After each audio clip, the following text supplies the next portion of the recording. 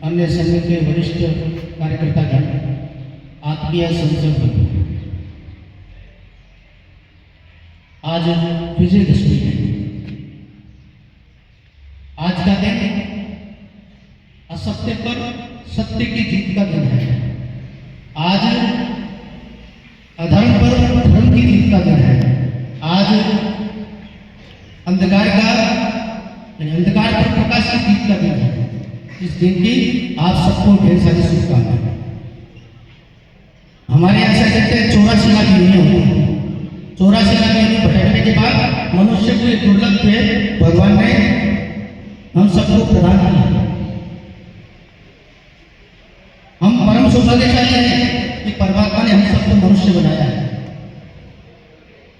भगवान हमें मनुष्य बनाता और दुनिया के किसी अन्य कोने में हमें पैदा कर देता, लेकिन नहीं, उस परमात्मा ने हम सबको इस भारत भूमि पर, इस भारत माता पर पैदा किया है, जिसके बारे में किसी ने कहा है, जिसका कंकर कंकर शंकर है, जिसका बिंदु बिंदु गंगाजल है, जो अर्पण की भूमि है, तर्पण की भूमि है, समर्पण की भूमि है, जो त्याग की भूमि है, जो ऋषियों की भूमि है, जो संतों की भूमि है, जो योद्धाओं की भूमि है, जो वृक्षों की भूमि है, जो नदियों की भूमि है, जो पर्वतों की भूमि है, ऐसी श्रेष्ठ धराधाम पर परमात्मा ने हम सबको पैदा किया है।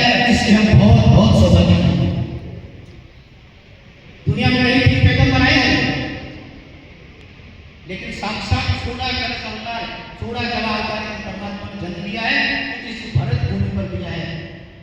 गायत्री देवा की कहानी कन्यास के भारत भूमि पर स्वर्ग में बैठे देवता भी कल्पना करते हैं कि मेरा जन्म इस भारत भूमि पर हो। दुनिया में आप किसी भी देश के आगे माँ का स्वरूप नहीं देखते। कहीं अमेरिका माता, चीन माता, जापान माता, कोई अन्य माता आपने नहीं सुना, केवल भारत माता है। ये संपूर्ण ब्रह्मांड का गर्भ है और संतान की उत्पत्ति गर्भ से होती है। दुनिया में जितनी प्रकार की विविधताएं हैं, दुनिया में जितने प्रकार का जलवायु है, वो सब जलवायु भारत भूमि पर है। कहीं सर्दी है, कहीं रेगिस्तान है, कहीं पानी की बूंद भी नहीं है, केवल तेल ही तेल निकलता है। कहीं इतनी सर्दी है कि लोग पी नहीं सकते, कहीं बरसात है, लेकिन केवल भारत भूमि ऐसी है, केवल भारत माता ऐसी है जहां सब प्रकार की जलवायु, सब प्रकार की संपदाएं, सब प्रकार की विविधताएं इस धराधाम पर, इस भारत भूमि पर विद्यमान है। और दुनिया के जितने भी धातु हैं, जितनी भी संपदाएं हैं, चाहे सोना चांदी हीरा जवाहर की सामान्य बात है, यूरेनियम, प्लूटोनियम, थोरियम, सब प्रकार की जितनी भी संपदाएं हैं इस भारत भूमि के गर्भ से निकलती हैं। तो दूसरे मायने में भगवान ने सबको इस भारत माता में पैदा किया है, इसलिए हम बहुत बहुत सौभाग्यशाली हैं। और तीसरे मायने में भगवान ने हम सबको एक हिंदू के रूप में पैदा किया। हिंदू माने क्या? जीने की सृष्टि। ये संपूर्ण सृष्टि किस प्रकार से ठीक प्रकार से रह सकती है, सब अपना अपना जीवन ठीक प्रकार से जी सकते हैं। यदि ये कला किसी के पास है तो परमात्मा ने हमको हमारे पूर्वजों के त्याग और तपस्या के कारण संचित रूप से हमारे पास देता है। हमने कहा वसुधैव कुटुंबकम,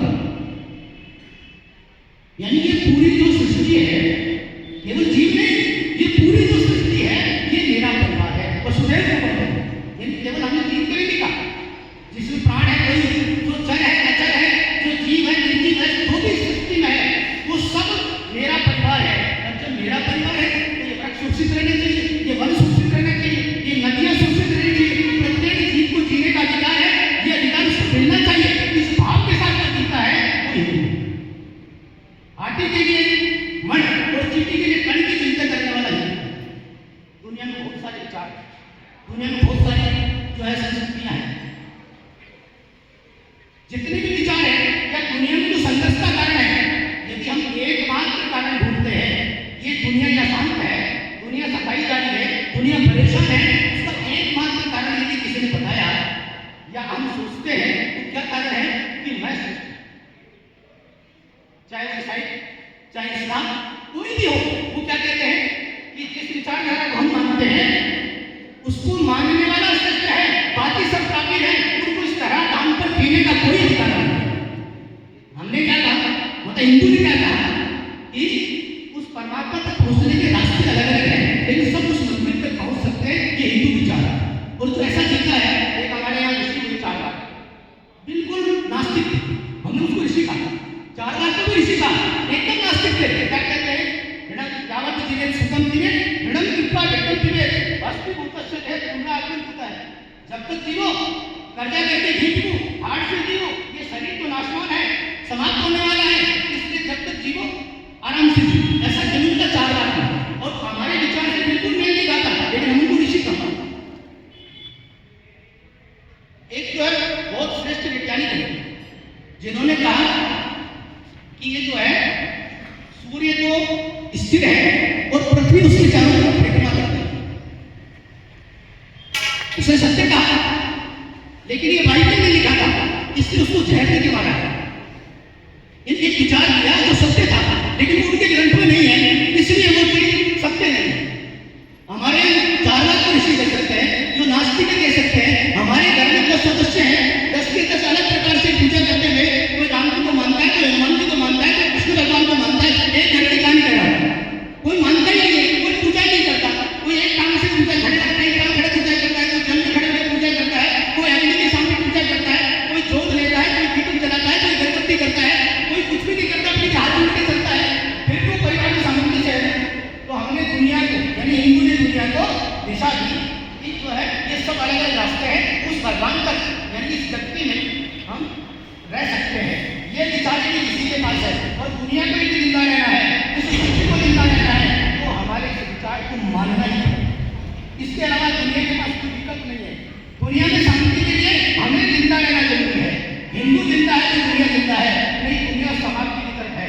आप सीरिया का उदाहरण देख लीजिए, ईरान का देख लीजिए, इराक का देख लीजिए, कहाँ कैसा कैसा कैसा कैसा कत्लेआम होता है, क्यों होता है? उसका एकमात्र कारण यह है मैं श्रेष्ठ हूँ, या तो मेरे विचार के साथ चलिए, अन्यथा तुम्हें जीने का कोई अधिकार नहीं। तो इतने श्रेष्ठ विचार के साथ परमात्मा ने हम सबको जन्म दिया है, इसलिए हमें बहुत शुभाकांक्षी। चौथे महीने में हम राष्ट्रीय स्वयंसेवक संघ के जिसका स्थापना दिवस उस दिवस को मना रहे हैं। उस संघ के स्वयंसेवक संघ का संस्कृत मानी जाए, उठते बैठते खाते पीते खेलते कूदते दिन में रात में हमेशा जिसका मैंने लिया है, जिसका मुझे ऊपर ऋण है, उस ऋण को मुझे चुकाना है। इस भाव के साथ जीता है, चाहे वो समाज का ऋण है, चाहे मेरे परिवार का ऋण है, चाहे मेरे राष्ट्र का ऋण है, उस ऋण को मुझे चुकाना है। इस भाव के साथ जो जीता है इस भाव को लेकर इसी भाव में रमा रहता है, रात दिन अपने स्वयं की चिंता न करते हुए देश और समाज की भूमि के भारत माता पूरे अपने स्थान को प्राप्त करे। इस विचार को लेकर इस भाव को लेकर साधना और तपस्या में लीन रहता है, वो संत का संयोग है। तो भगवान ने हम सबको संयोग बनाया, इसलिए हमें परम सौभाग्यशाली है। उस परमात्मा को कोटि कोटि धन्यवाद देना चाहिए। इतनी क्षमताएं परमात्मा ने हम सबको देकर के भेजा है, कितना श्रेष्ठ रहमान हम सबको दिए, कितना श्रेष्ठ विचार संस्कार हमको दिया है। ये सब कुछ हमको देने के बाद यदि हम अपने आप को छोटा या नहीं समझते हैं तो इससे बड़ी गलती हमारी हुई। आज मुझे दृष्टि कर भगवान राम ने आज के दिन ऐसे बलशाली राक्षस को, ऐसे अन्यायी को समाप्त किया, जिस पर कितनी बड़ी सेना थी, कितना बड़ा उसका कुटुंब था, कितना बलशाली वो था, और किनको लेकर किया? अभी मान्य मुख्य अतिथि मैंने बताया ना सबको, किनको लेकर के किया? जिनको समाज छोटा मानता था। भगवान राम कैसे हैं? जिनका जो बुनियाद है वो कोसत देश है, उनके नाना जी चक्रवर्ती सरकार है, उनका भाई बहन साम्राज्य का वो भी चक्रवर्ती है, उनके पिताजी चक्रवर्ती सरकार थे, उनका जो है ससुराल जो है राजा जनक के यहाँ जनकपुर में है, वो भी चक्रवर्ती सम्राट है। उन्होंने सेना नहीं बुलाई, उन्होंने जो जनक को सूचना दी थी कि मैं संकट में हूँ, आपकी पुत्री का अगर हो चुका है, उसको लाना है, उसको रावण बहुत बलशाली है, मुझे सेना भेज दीजिए। भरत को समाचार नहीं किया, उन्होंने अपने नाना जी को समाचार नहीं किया, उन्होंने जो समाज का सामान्य व्यक्ति था, जो वन चर्चा गिरी थी, तो इनको पढ़ा लिखा नहीं था, वो समाचार नहीं था, वो समाज के नीचे जो एकदम नीचे जिसको तबका बोलते हैं, उस समाज के बंधु को संगठित करके और उस पराक्रमी दुष्ट को समाप्त किया। ये सीधा उनके जीवन का संदेश है। जब तक सामान्य समाज का व्यक्ति खड़ा नहीं होगा, तब तक समाज देश राष्ट्र का भला नहीं होगा। देश और समाज का भला कब हो सकता है? जब समाज का सामान्य व्यक्ति खड़ा है। भगवान का इसलिए है कि उनको राक्षस का संहार करना था, उनको अपने जीवन से एक श्रेष्ठ राजा कैसा हो सकता है, एक श्रेष्ठ पुत्र कैसा हो सकता है। स्थिति कैसी है? भगवान राम का वनवास, बिस्तर पे लेटे थे, राम राम राम राम करते। भारत का न्याय है, लक्ष्मण को खोदी, लक्ष्मण आते हैं राम के पास, भैया आपको राष्ट्रीय होना चाहिए, आपको वनवास मिल गया, आप अन्याय को सहन करते हैं, आपको वनवास क्यों जाना चाहिए? आपने केवल जो है केवल एक बात के लिए आप इस अन्याय का विरोध कीजिए, आपने कहा कि अन्याय का विरोध करना चाहिए, आप केवल वचन से कहते हैं, अपने कर्तव्य से पालना नहीं करते, आप शस्त्र उठाइए और राजा दशरथ को बंदी बना लीजिए। राम क्या कहते हैं? बंदी किसको बनाना? उस दशरथ को जिसने कांच में देखा कि मेरा एक बात सफेद हो गया है, लेकिन जो है मेरा वानप्रस्थ का समय आ गया है, एक क्षण में उसने निर्णय कर लिया कि मैंने राम को जो है राजा बनाना है। उस भरत को जिसकी आगे उसकी सीमा में पाप घुसता था, उसको संकोच होता है कि भरत की सीमा है, मैं यहाँ घुस नहीं सकता। उस भरत को जो मेरी चरण पादुका यानी मेरे चरणों को छूता है, मेरा जो सब कुछ है, यानी मेरा यदि शरीर है, यदि मेरे आत्मा है, तो भरत है, उस भरत को बंदी बनाओ। ऐसे राम, उस भगवान राम ने समाज में ऐसा जीवन स्थापित करने के लिए कि ये जो आने वाली पीढ़ियां हैं मेरे इस जीवन का अवलोकन करें, एक श्रेष्ठ भाई कैसा होता है, एक श्रेष्ठ पुत्र कैसा होता है, एक श्रेष्ठ योद्धा कैसा होता है, एक समाज का संगठन करता कैसा होता है।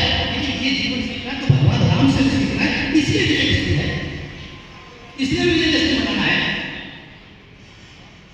एक दृश्य आपको ध्यान आएगा, 1757 में प्लासी का युद्ध, प्लासी के युद्ध में दोनों तरफ सेना थी, एक नवाब था सिराजुद्दौला, उसकी सेना थी, दूसरी तरफ एक अंग्रेज था इब्राहिम, उसकी सेना थी। और अब आश्चर्य करना, आश्चर्य सबको होता करते क्या ध्यान आता है, ध्यान किस बात का आता है कि लाल किला के पास मात्र 13,000 सैनिक है और सिराजुद्दौला के पास 80,000 सैनिक है। 13,000 सैनिकों को लेकर लाल किला मैदान में है, 80,000 सैनिक लेकर के सिराजुद्दौला मैदान में है, और दोनों में युद्ध होता है। युद्ध होने के बाद लाल किला जीत जाता है, 13,000 12,000 सेना वाला लाल किला जीत जाता है, उसके साथ गद्दारी होती है। लेकिन मैं जो बात कर रहा हूँ, बात यह है कि उस समय 2.5 लाख लोग दृश्य देख रहे थे, युद्ध के मैदान के बाहर खड़े थे, तालियां लगा रहे थे। वो हिंदू समाज था, इस भारत माता के पुत्र थे, और निर्णय क्या होने वाला था, चाहे अंग्रेज जीते चाहे सिराजुद्दौला जीते, दोनों ही भारत के थे। भारत में दोनों किसी को एक को राज मिलने वाला था, और जनता तमाशा देख रही थी, 2.5 लाख लोग तमाशा देख रहे थे। जब समाज ऐसी स्थिति में होता है, युद्ध तो राजा को होता है, ये जितना भी सब कुछ है ये ठेका तो और लोगों ने ले रखा है। जब समाज इस भाव के साथ जीने लग जाता है तो वो अधोगति को प्राप्त होता है। देश कैसा है, यदि आप कल्पना करेंगे, इतिहास को उठा के देखेंगे, तो मैं आपको 2-4 घटनाएं ऐसी बताता हूँ कि आपको लगेगा नहीं भारत ऐसा हो, भारत ऐसा हो सकता है। यह हमें इतना मिथ्या करा दिया गया, इतना कचरा हमारे दिमाग में भर दिया गया, इतना झूठ हमारे दिमाग में बैठाया गया, और इतिहास को इतना तोड़-मरोड़ के प्रस्तुत किया गया कि तुमको ये तो गणित की गीत है, तुम्हें तो कुछ था ही नहीं, तुम्हें तो किस चीज का ज्ञान ही नहीं था। लेकिन मैं एक अंग्रेज इतिहासकार का उदाहरण देता हूं, एक टीवी मेकाले करके एक इतिहासकार था, वो भारत में 15-18 साल तक पूरे भारत में रहा, भारत के उत्तर दक्षिण पूर्व पश्चिम पूरे देश में घुमा, और 2 फरवरी 1835 बहुत लंबा कालखंड बता रहा, लगभग 200 साल पहले, 2035 में 200 साल हो, यानी 180-90 साल पहले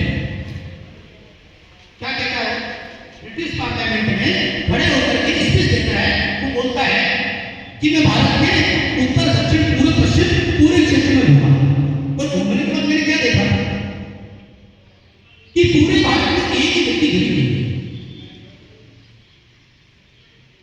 ये कहने की बात हो सकती है, 200 साल पहले भारत में ऐसी स्थिति हो सकती है कि पूरे भारत में एक व्यक्ति गरीब नहीं है, एक व्यक्ति भिखारी नहीं है।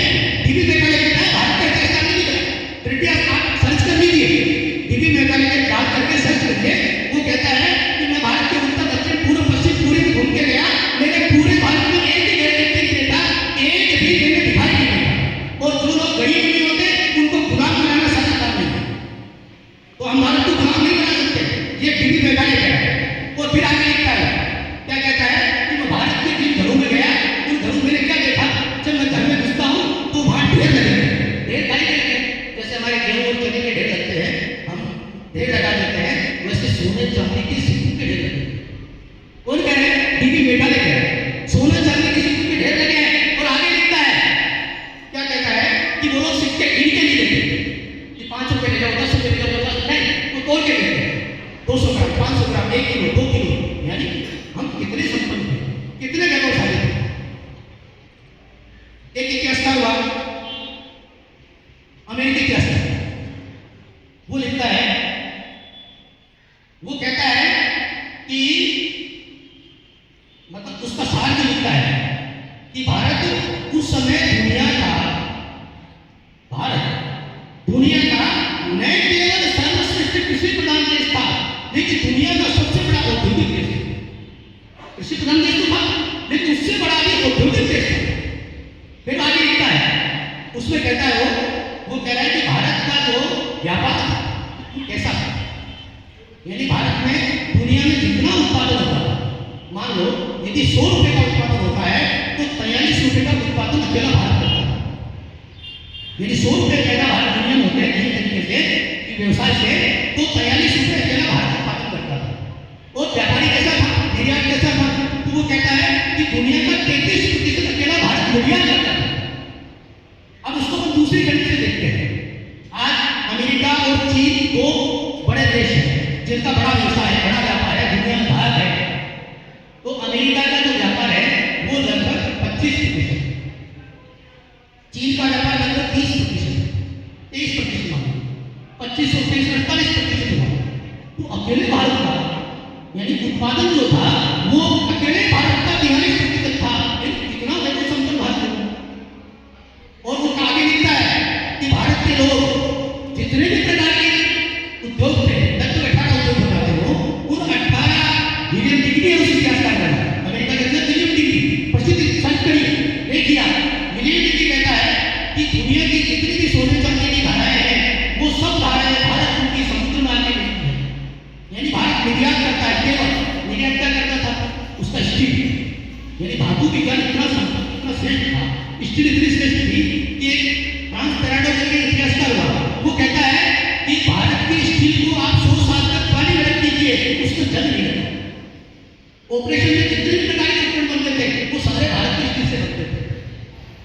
भारत के लोग निर्यात करते थे, आयात कुछ भी नहीं करता था। लेने के लिए क्या था, केवल सोना चांदी लेते थे। आपने कपड़ा भेजा, सोना चांदी आ गया, आपने जो है धातु भेजा, बदले में सोना चांदी आ गया। यानी भारत केवल सोना चांदी का आयात लेता था सामान के बदले में। और धातु विज्ञान कैसा, जो अपना धागे का जो कपड़ा था वो कैसा था, वो कहता है कि 15 गज का था, यानी इसको 14 मीटर के आसपास कह सकते हैं। उस 15 गज के धागे का वजन 150 ग्राम। आप कल्पना करिए सर कपड़ा है क्या, यानी इतना उन्नत उद्योग कि जिसका एक थान 15 मीटर 14 मीटर का, उसका वजन 150 से 200 ग्राम है। और आगे लिखता है, उसमें अतिशोक्ति के लिखता है कि उस पूरे थान को आप रिंग में से निकाल सकते हैं, कितना बारीक खाता है। यदि एक किसी पुरुष ने उस कपड़े के साथ लपेट करी है, उसके बाद भी लगता है उसने कपड़ा पहना ही नहीं, कितना बारीक धागा उसका। इन कितना श्रेष्ठ विज्ञान हो, ऐसा कोई क्षेत्र नहीं, उद्योग के क्षेत्र में, चिकित्सा के क्षेत्र में। एक जो है चिकित्सा कैसी थी जिसको आप आधुनिक कहते हैं, एक प्लास्टिक सर्जरी, एक और सिस्टम, ये बहुत आधुनिक है। ये जो प्लास्टिक सर्जरी है हमारे यहाँ गांव में बैठे किया जाते थे। एक अंग्रेज अफसर था, उसका हैदर अली को युद्ध में दोनों आमने सामने होने के बाद में हैदर अली के किसी सैनिक ने उस अंग्रेज अफसर का नाक काटा, नाक कट गया। नाक कटने का अंग्रेज अफसर का नाक हाथ में गया, तो उसको किसी ने कहा कि बेटा हमारी व्यक्ति उससे दवाई ले, तो दौड़ा जाता है, जाकर के व्यक्ति के पास जाकर के बोलता है व्यक्ति मैं कोई काम कर रहा था, मेरे यहाँ लग गई और मेरा नाक कट गया। व्यक्ति देख कर कहता है ये लगने से नहीं, तलवार से कटा हुआ। जांच करके बता दिया तलवार से कटा हुआ। उसने झूठ बोला, पता नहीं है मैं बाहर काम नहीं, मेरा उपचार करेगा नहीं करेगा। बोला नहीं कोई बात नहीं, मेरा धर्म मेरे धर्म का पालन करूंगा। उसका नाम वापिस जोड़ दिया, उसने लेप लगाया और उसको कहा कि इस मामले में रेस्ट करना, लेप लगा ना तेरा नाम ठीक हो जाएगा। वो ब्रिटिश पार्लियामेंट में स्पीच देता है, बड़ा तो बोलता है क्या मेरी नाम कटी हुई थी आपको नहीं, तू कुछ बात नहीं, और मेरी नाम कट गई। और कटने के बाद भारत के एक सामान्य चिकित्सक उसको जोड़ दिया, जिसको आप प्लास्टिक सर्जरी कहते हैं। वो तो हमारे पता नहीं किस कितने सालों से, और हमारे सेन समाज विशेष रूप से जैन समाज एकदम पक्का इसमें निष्णात था। नाई जो समाज है पूरा वो सामान्य रूप से ऐसे प्लास्टिक सर्जरी कर दिया करते थे, इतने निपुण थे। वो फ्रांस कनाडा लिखता है कि हम भारत के ऋणी हैं किस चीज के, कि हमें कपड़ा पहनने से। हमारे संघ के बड़े मान मोटेसी निराज हो, उन्होंने गीत लिखा, जब दुनिया रो दिल जमारो भागो पूछो ढूंढा हो, ये धरती को काबलियो बेगाना मंत्र बोला हो। दुनिया के लोग शरीर को ढकने के लिए नींद से पोतते थे, पत्तू से शरीर को ढका करते थे, उससे भारत का बच्चा बच्चा वेदों का मंत्र उच्चारण किया करता था। ये कितना श्रेष्ठ देश, कितनी श्रेष्ठ संस्कृति, कितने श्रेष्ठ होता कैसे थे। दिवेर के युग में जब महाराणा प्रताप और उसका जो है दुष्ट का आमना सामना होता है, एक ही बार में जिसके सर पे सर प्राण है, शरीर में कवच है, घोड़े पे बैठा हुआ है, खड़े बार से उसके दो टुकड़े कर देते, घोड़े के भी दो टुकड़े हो जाते हैं एक बार में। ऐसा योद्धा धरती पर मिलेगा? आपने कई महात्मा में पढ़े होंगे या सुना होगा किसी महात्मा में लिखा, या एक पेड़ पे महात्मा में लिखा जा सकता है, या एक घोड़े पे महात्मा में लिखा जा सकता है, या एक संत पे महात्मा में लिखा जा सकता है, या एक योद्धा पे महात्मा में लिखा जा सकता है। इतना श्रेष्ठ देश, इतनी श्रेष्ठ संस्कृति वाला देश, समर्पण कैसा, लोगों का त्याग कैसा था। एक योद्धा है, राजकुमार है, राजकुमार का शिकार खेलना है, वो शिकार खेलने जाता है। शिकार खेलते खेलते क्या देखता है, एक सामने की हिरणी है, उस हिरणी को तीर मारता है और तीर मारने से हिरणी तड़प करके अपने प्राण को त्याग करता है। इतने से सन्यासी उधर से आते हैं और सन्यासी ने कहा, ये हिरणी को किसने मारा? तो उसने कहा, मैंने मारा। बड़े गर्व से कहता, मैंने मारा। क्यों मारा? मैं राजकुमार हूँ, ये मेरे क्षेत्र में है, राजकुमार का धर्म है शिकार खेलना, इसलिए मैं इसको मार सकता हूँ। तो संत ने कहा कि तुम जो है इसको जिंदा कर सकते हो? बोला, जिंदा तो नहीं कर सकते, मार नहीं सकता तो जिंदा कर सकते, तुम्हें कोई अधिकार नहीं। एक बार में उसने अपना जीवन छोड़ दिया, वो सन्यासी हो गया। लक्ष्मण दास नाम का वो राजकुमार जो है वैरागी मन के तपस्या करते हैं। वैरागी था कैसा? 7.5 फुट की हाइट, 1.25 मीटर का शरीर और इतना तेजस्वी, इतना बलशाली, किसी सेना के बीच में से निकल जाए तो गाजर पूरी पूरे काटते थे, उनको यह बराबर करके आर आ जाता। ऐसा नहीं, वो सन्यासी कर देते। गुरु गोविंद सिंह को पता चला कि मैं गुरु गोविंद सिंह जी इसलिए सुना रहा हूँ, ये गुरु गोविंद सिंह जी का 300वां जो है जन्म वर्ष है, गुरु गोविंद सिंह जी। तो गुरु जी गए उनके पास जाकर के, जब बातचीत हुई, उनका संवाद हुआ, तो वो सब बातों से सहमत हो। लेकिन गुरु जी ने उनको एक बात कही, तुम तपस्या क्यों कर रहे हो, साधना में क्यों नहीं हो? इतना श्रेष्ठ शरीर है, इतना श्रेष्ठ हुआ हो, इस धरती ने तुम्हें पैदा किया है, इसके ऊपर तुम्हारा ऋण है, इस ऋण को नहीं चुका हो। वैसे तुम्हारा तो मोक्ष हो जाएगा, लेकिन ये जो समाज देख रहा है, जिस समाज के अन्न जंतु खाकर आप बड़े हुए हैं, इस समाज तुम्हारा ऋण है, समाज का तुम्हारे ऊपर, इस ऋण को कैसे चुकाओगे? तुम्हें सन्यासी नहीं होना, तुम्हें योद्धा बन करके सेना का नेतृत्व करना। एक घंटे में उन्होंने सन्यास छोड़ दिया और बता गया के नाम से गुरु के बंदे बने। और जो मुगलिय सेना थी, उसको उसके नाम से कांप जाता। वो ऐसा लगता था कि जैसे कोई जो है 1000 मानव एक साथ करते हैं, ऐसा वो योद्धा लगता था। लेकिन हमारे अंदर विभेद हो गया, बंदा गया को बंदी बना दिया। आगे की कहानी बताता हूँ, जो है उनको बंदी बनाया और बंदी बनाने के बाद क्या कहा गया कि कौन इस्लाम स्वीकार करे। उन्होंने कहा, मैं क्यों करूँ इस्लाम स्वीकार, नहीं करूँगा। उनको गर्म सलाखों से उनके शरीर को छलनी कर दिया है, पीट दिया गया है शरीर को गर्म सलाखों से।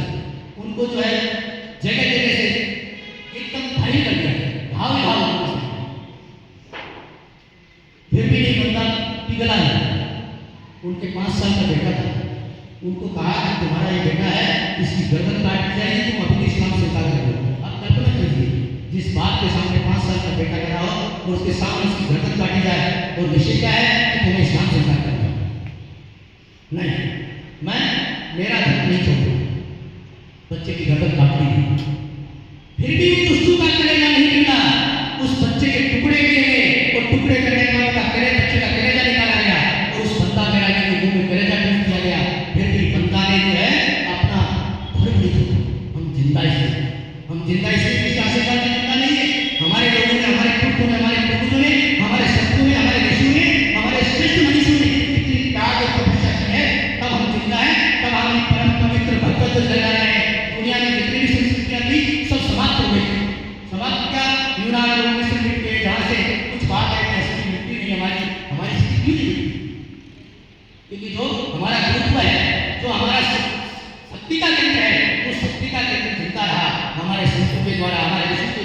हमारे महर्षि के द्वारा, हमारे योद्धाओं के द्वारा।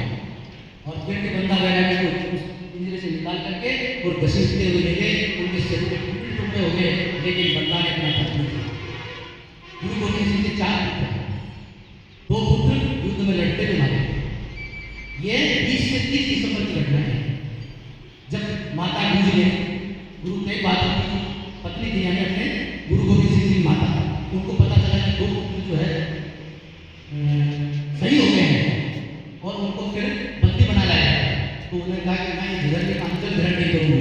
अंचल छोड़ करके उन्होंने शरीर दोनों को सरहद के नवाब वाजिद खान ने आदेश दिया इस चीज का कि तुम इस्लाम स्वीकार कर लो। किनको करे? 6 साल और 9 साल के बच्चों को करे तुम इस्लाम स्वीकार कर लो, तुम्हें ये दिया जाएगा, वो दिया जाएगा, तुम्हें छोड़ दिया जाएगा, बहुत सारा प्रॉब्लम दिया गया। वो बच्चे क्या बोलते हैं, यदि मैं इस्लाम स्वीकार करूँ तो मरूंगा नहीं क्या? तुम मरोगे, तो जब मुझे मरना है तो मेरे घर में मरूंगा, मेरे प्राण मेरे शहर में निकलेंगे, मैं इस्लाम स्वीकार नहीं करूंगा। उनको सजा कैसे नहीं, इनको जिंदा दीवार में चुन दिया गया। दीवार में चुनना शुरू हो गया। छोटा वाला 6 साल का था, उसका कद छोटा था, बड़े वाला उसका कद बड़ा था। जब दीवार चुनते चुनते छोटे बालक की गर्दन तक आ गई तो बड़े वाले के आंखों में आंसू आ गए। छोटा वाला क्या बोलता है, अरे भैया तुम तो डर गए, तुम तो घायल हो, तुम्हारे आंखों में आंसू? तो उसने कहा नहीं, मेरे आंसू इस चीज के लिए, मेरे आंसू खुशी के। इस धरती पर मैं पहले आया और तू धरती पर बाद में आया है। इस धरती माता पर बलिदान होने का पहला अवसर तुझे मिलता है, ये सौभाग्य तुझे प्राप्त हो रहा है। मुझे तो 2 क्षण 5 क्षण 1 मिनट 10 मिनट बाद में प्राप्त होगा। तू बड़ा सौभाग्यशाली है, इसलिए खुशी के आंसू है। हम जिंदा इसलिए हैं कि ऐसे लोगों ने बलिदान दिया है, ऐसे लोगों ने समर्पण किया, त्याग किया है, अपना सब कुछ छोड़ करके केवल मेरी भारत माता, मेरा देश, मेरा समाज, मेरा राष्ट्र, मेरे संस्कार, मेरी संस्कृति, मेरा हिंदुत्व जिंदा है, इसके लिए बलिदान दिया है, इसलिए हम सब जिंदा है। ऐसे ही 1925 में आज की राष्ट्रीय संस्कृत संघ की स्थापना हुई। संघ को आज 99 साल हो, हम 100 साल में प्रवेश करें। परम पूज्य लोकतंत्र ने जब स्थापना की थी तो उन्होंने ये नहीं सोचा था कि संघ शताब्दी दिवस मनाएगा। वो तो कहते याची डोला याची दे, इसी शरीर और इन्हीं आंखों से मैं भारत का परम वैभव देखूंगा। लेकिन हमारी 6 पीढ़ियां थक गई, वो वैभव हम प्राप्त नहीं कर सकते। और जो 1925 में जो हिंदू समाज की स्थिति थी, क्या कहते थे कि 4 हिंदू एक दिशा में तब चलते थे जब 5वां हिंदू उनके कंधे पर होता था, राम नाम से तभी 4 एक दिशा में चलते थे। हिंदू को संगठित करना उतना ही कठिन है जितना तराजू, खुले तराजू में मेंढक को तोड़ना है। एक मेंढक को रखा, दूसरा पक गया, तीसरे को रखा, चौथा पक गया। तो मेंढक को तराजू में तोड़ना सरल है, हिंदू का संगठन करना सरल नहीं है। तुम मुझे घटा देना, हिंदू बन दो। ऐसा निराश्रय वातावरण, ऐसा आत्मशून्य वातावरण समाज में रहता। उस कालखंड में एक श्रेष्ठ मनीषी पैदा हुए, परम पूज्य डॉक्टर केशव बलिराम हेगड़े का चित्र देख रहे हैं आप, टोपी वाला उधर वाला जो चित्र है कि डॉक्टर साहब का है। उन्होंने कहा मैं केशव बलिराम कहता हूँ कि ये हिंदू राष्ट्र है। उन्होंने सबको प्रारंभ किया और प्रारंभ के 5 लोग थे। शाखा क्रांति के छोटे छोटे बच्चे थे जिनको नाक कुचलानी आती, उनको ठीक से लेकर टिकट करना नहीं आता, उन लोगों को लेकर सबको प्रारंभ किया। लोग पत्तियां कसते थे कि डॉक्टर पागल हो गया है। ये नन्हे छोटे बच्चों से जिनको कुछ करना नहीं आता, जिनको ढंग से कपड़े पहनना नहीं आता, उससे कहता मैं हिंदू राष्ट्र बनाऊंगा, मैं संघ का संगठन करूंगा। लेकिन दृश्य क्या देखते हैं, आज दुनिया का सबसे बड़ा संगठन, विश्व का सबसे बड़ा संगठन संसद संगठन, राष्ट्रीय संसद है। ये मैं नहीं कहता, दुनिया कहती है। दुनिया का ऐसा कोई क्षेत्र नहीं, समाज का कोई ऐसा क्षेत्र नहीं जिसका संघ का काम वनवासी क्षेत्र वनवासी ग्रहण कर सकते, विद्यार्थी विद्यार्थी कर सकते,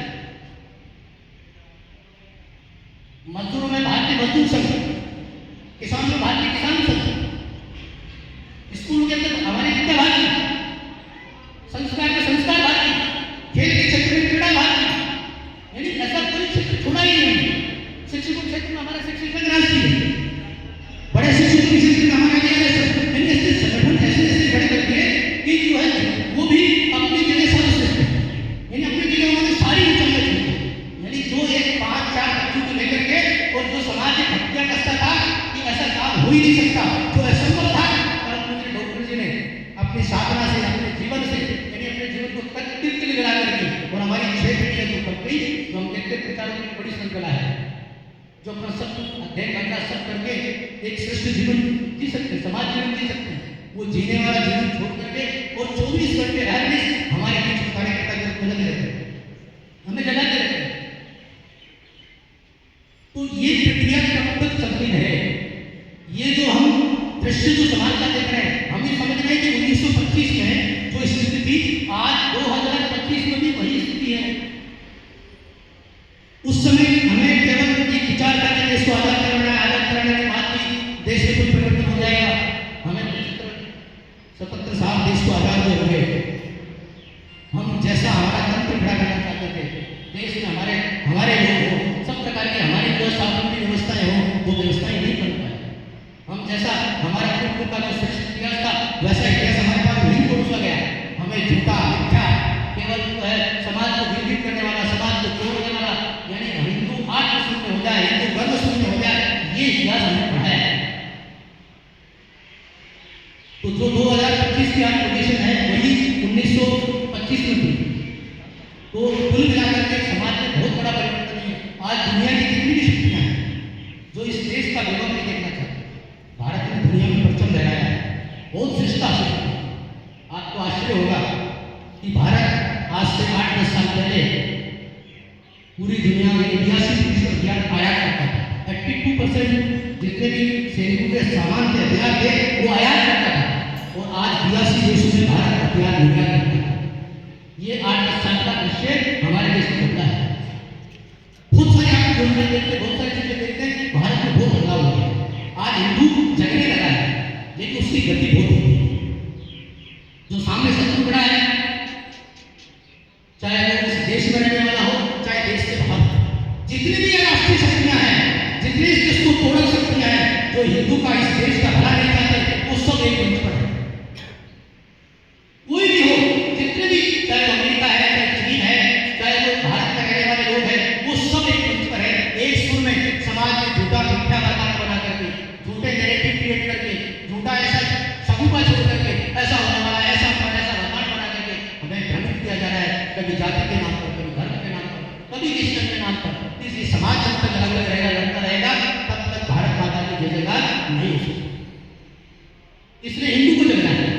एकमात्र ही उपाय है वो संगठित हिंदू समर्थ। और जहां हिंदू घटा, वहां देश घट गया है। आप चाहे अफगानिस्तान देखिए, हमारा हिस्सा, वो कब से अलग हो गया। आप जो है पाकिस्तान देख लो, बांग्लादेश देख लो, बंगाल देख लो, आप श्रीलंका देख लो, नेपाल देख लो, ये पूरा भारत था, विभ्रत भारत। आप अच्छा देखते हैं, ये कुछ 100, 150, 200 साल में हमसे कटते माँ के हम कटते गए। और ये जो श्रेष्ठ संतान थी, संस्कार का संतान थी, बैठे बैठे देखते थे। काबुल से लुटेरा चलता है, 500 लुटेरे उसके पास था, वो लूटता हुआ वहां से काबुल से चला और लूटता लूटता भगवान सोमनाथ के मंदिर तक पहुंचा। और मंदिर में पहुंच के क्या देखता है, उस मंदिर में उस समय 2,500 पुजारी, मतलब लोग हैं, जनता है, लुटेरे कितने हैं, 500। और भगवान सोमनाथ के मंदिर को लूटा, इतना लूटा कि एक लेखक लिखता है कि जो प्रथम टट्टू था, जब काबुल पहुंच गया था, तो अंतिम टट्टू यहाँ सोमनाथ से रवाना हुआ था। इतनी लंबी सोने चांदी हीरा जवाहरात रात करके भगवान सोमनाथ के मंदिर से गए। अरे 2,500 लोग थे, लोग तो लुटेरे तो 500 थे, लेकिन एक एक को 5 जमाने में पकड़ के टुकड़े मार के तो प्राणांत हो जाता उनका। लेकिन भगवान सोमनाथ हमारी रक्षा करेगा, भगवान सोमनाथ हमारी रक्षा करेगा, इसी दूसरी जात में हम लगे रहे। भगवान रक्षा नहीं करते। अश्वमेव गजमेव व्याघ्रम नेवच अजापुत्रम बलिदध्यात् देवो गुरुबल घातके। घोड़े की बलि नहीं होती, सुना है घोड़े की बलि, हाथी की बलि नहीं होती, और शेर की तो सबसे बड़ी नहीं। यदि एक शेर भेड़े लगा है तो पूरा आधा भेड़े लगा लेते, 1000 भेड़े लगा लेती है, तो इसकी तुलना नहीं रहती, क्योंकि वो शक्तिशाली है। कहा है अश्वमेव गजमेव व्याघ्रम नेवच अजापुत्रम बलिदध्यात्। बलि किसकी होती है, बकरी के बच्चे की होती है, क्योंकि कमजोर की भगवान की सहायता है। जो बलशाली है, जो ताकतवर है, वही जगत में पूजा जाता है। दुनिया जय जयकार किसकी करती है, जो शक्तिशाली है, जो संपन्न है, जो हर दृष्टि से सक्षम है, उसकी दुनिया जय जयकार करती है। एक छोटा सा देश इजराइल आपके सामने दृश्य घूमता होगा। जिसके चारों तरफ मुस्लिम राष्ट्र है, मिस्र है, सीरिया है, जोर्डन है, इराक है, ईरान है, सब शक्तियां उसके विरुद्ध लगी हुई है। और वो अकेला जिसकी आबादी 80 लाख के आसपास है। वहां छोटा बच्चा भी देश और समाज के बारे में सोचता है, वो प्राण देने के लिए तैयार है इसके लिए, और उन सबको जो नामी चले उसमें दबा रखा है। हमारे जितनी भी ये नई पद्धतियां जो भी आई है, आप देखना कृषि के क्षेत्र में जो जितना भी खराब प्रयोग हुआ है वो सारा इजराइल, वहाँ रेगिस्तान है, वो पानी भी नहीं है, उसके बावजूद भी दुनिया की धरती में जितने बुद्धिमान लोग हैं वो सब इजरायली हैं। दुनिया की जितनी भी व्यवस्था चल रही है उसमें इजरायली का बहुत बड़ा योगदान है। तो एक छोटा सा देश है जिसका जन्म भी 48 में हुआ है, 1948 में जन्म हुआ है, 1947 में आजाद हो गए थे। देश तो हमारा नहीं था, सारी संपदा हमारी है, लोग भी नहीं थे, लेकिन हमारा नेतृत्व करने वाले लोग, हमें दिशा देने वाले लोग ठीक थे। कृषि के क्षेत्र में देखिए, हमारे पुरखे हजारों साल से खेती करते आ रहे हैं, हमारे पुरखे हजारों साल से खेती करते आ रहे हैं, और उसके बाद भी जमीन कभी बंजर नहीं हुई। और आज हरित क्रांति के नाम पर इतना जहर, इतना पेस्टिसाइड हमारे डाल डाल के धरती माता को बंजर कर दिया गया। बहुत सारा क्षेत्र इतना जो है खराब हो गया कि वहां पर जो है लोग खेती नहीं कर सकते।